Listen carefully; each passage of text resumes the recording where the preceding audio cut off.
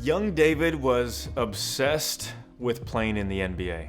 That's literally every waking hour was based on playing in the NBA. Growing up in small, middle of nowhere cornfields of Iowa, my parents probably should have told me to play tennis or golf, something like that, but I loved the NBA. So I put everything that I had into playing in it. And I thought Des Moines, Iowa was the big city. So to ever think that I'd move out to Los Angeles and live in Los Angeles it was non-existent. But just like playing in the NBA, a goal of mine was to always live on the beach. I always wanted to live by the water, but it didn't seem like it was ever going to be possible.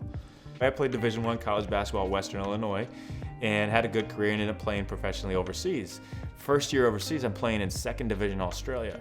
I wanted to play in the first division. I was like, all right, I'm gonna go to management. I'm gonna go to the owner and just ask for a tryout. Like, I could get a tryout. So I go to the owner and ask him for a tryout, and he says in this Australian accent, mate, you're not even good enough for a tryout. That's like a horrible Australian accent, but I still thought I was playing in the NBA. Every waking hour was based on how can I make myself better? How can I improve myself? And I'm playing in Spain, in northern Spain, in the Basque region, where after our first preseason game, the very first preseason game, and you know those times where you just you can absolutely see everything of that moment. You remember exactly where you were. The coach, a younger coach, he comes to me, pulls me aside and says, David, we're sending you home. You can't cut it.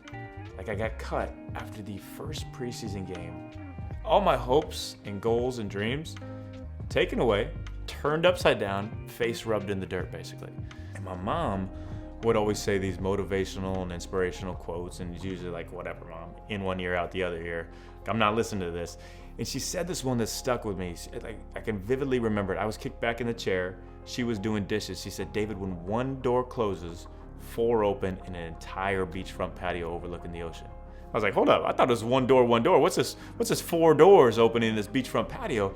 But it hit me in that moment is everything I poured into my life to play in the NBA was not necessarily for me to be in the NBA, but everything that I'd learned was to be able to teach others with more God-given ability, 7-foot height and athleticism to be able to play in the NBA. So right then and there, I realized, hey, my whole life is not for waste. I didn't pour it all into this and it's all gone. I have to start all over. No, I'm just pivoting it to be able to coach in the NBA. So right then and there, I made my decision. I was going to coach in the NBA. I haven't really told this story. The first player that I really helped put me on the map was a high school kid. His name's Aaron Gordon. He's since been an NBA superstar. I knew his high school coach, and I wanted to get into training NBA players. So of course I would have to train an NBA player to get into it. And I go up there. It gives me this opportunity to work with Aaron. And I was nervous, and I was scared to do it. And I literally made an excuse to not do that workout. And I was like, man, it's not for me. I got stage fright, I guess. And there's a high school kid too. But then a friend of mine was like, dude, why not do this? Give it a shot. You got nothing to lose. You only have something to gain. I'll bring my camera. We'll record this. So then I do this workout for him the next day. He loves it. We stay in touch, keep doing workouts. And this video from this is literally what got me into these agents, these NBA agents. We're like, oh, he's working out this kid. Okay, we got to bring him in and work out other players. One of the players that have really had a massive impact on me is Jeremy Lin. And he had this time in 2012 that was Linsanity, where he came out of complete obscurity and took over the world. It's like the coolest story there is. So me and Jeremy got connected right after that, and he was kind of struggling with like his identity, because he had been at the top of the top, literally the #1 trending thing in the world for weeks on end, and he struggled more with how do I keep this up? This is what people will think of me. What if I'm not this type of player? What if I'm not continuing to produce at this level? You would think these great superstars don't struggle with confidence.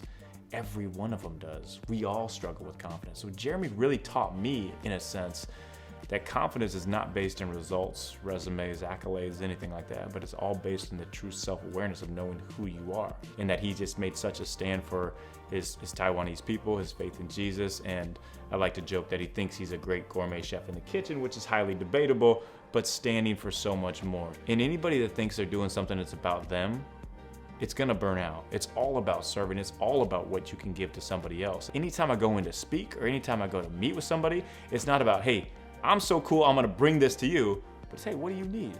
How can I help you? So looking at that from the service mode. Pivot is a basketball term. It's a term when you're defended, you cannot see your teammates, you can't see the hoop, but you make this slight turn. Everybody goes through a time when they're stuck. Everybody has been at that. You look at the most successful people, they weren't just there. They have a time when they're stuck. And that's why I wrote this book, because we go through these situations, but we don't know how to get out. We often just get in our own way. Through what I've learned through working with NBA players, my own experiences, everything's a slight turn of perspective. You have a God-given strength. We all have a God-given strength, but yet far too often we are told we are weaknesses. Society says you increase your weaknesses. No, weaknesses is just another term for a compliments wish list. You place yourself with people with different strengths. It's like the 98 Bulls. Michael Jordan, best scorer. Steve Kerr, best shooter. Scottie Pippen, best wingman. Dennis Rodman, best crazy man who you don't know what color hair he's gonna show up, whether he's gonna get kicked out of the game. Like, all these different misfits make an ultimate team. So think about that in your life. Who are those people you want to surround yourself with? The best people to be around are, yes, the people that support you. Everybody talks about the support team, and that's great and all, but also the people that challenge you. Challenge and support. Those are the type of people you want to build with. And if you're doing what you do for yourself, for your own personal gain, and only you know that in your heart, a lot of people will say they're not, but trust me, I've been around a lot of people and they are. If you're doing it for your bank account, your social media, if you're doing it for yourself, you will never be content. You will never have long-lasting joy. True, genuine service is about giving your time and energy when it's not convenient for you, when it doesn't align with your Google color-coded calendar. And I'm not the best at this. Trust me, I got a lot going on and I want to hit this and it's on my schedule, but we don't know what people are going through. I've lived a great life, like a lot of adventure, been over 50 countries, coached in the NBA, all this cool stuff, but I never really started living until I married Taylor. And I wholeheartedly mean that. The support, like just the person that she is, how loving and caring. It's just such a great feeling to know that you're with the one God made you to be with, and that you get to spend and do life with them. If I do mess up, that's totally okay. I know that at the end of the day, I've got God and I've got my smoking hot wife, and I don't need anything else.